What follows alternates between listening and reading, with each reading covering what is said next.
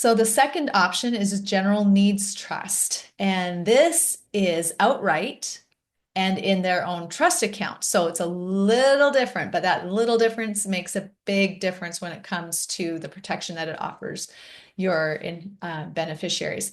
This offers some protection, maximum flexibility still. So they would receive their portion in a trust account, so in a bank account, and they would not receive a check handed to them. It would go into the bank account.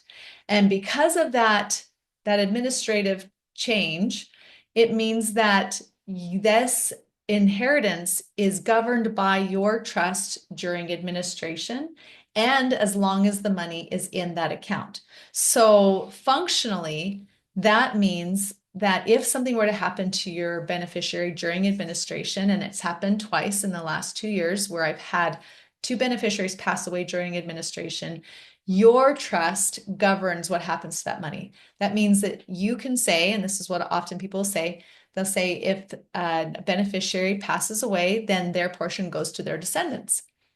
Or you can say, if a beneficiary passes away, then their portion goes to the other named beneficiaries.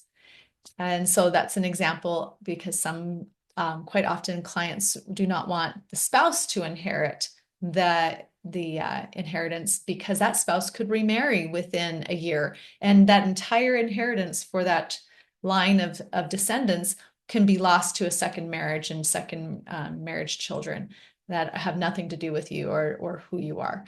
So that's an example of why people choose the general needs trust. Another reason, a big reason, is family members, people really, we don't know the situation of a beneficiary's relationship with a significant other or a spouse. And inheritance is protected as long as it's kept separate. It's not a marital asset, but it has to be kept separate. So if their inheritance is put into the general needs trust and the beneficiary leaves it there, they can still pull it out whenever they want. They can empty it out the next day if they want. They can just zero out the account and go pay off their house or go pay off their spouse's student loans. They can do that, but they are fully informed that if this money is kept separate, then in the case of a divorce, then it won't be touched. It won't be a marital asset that's divided.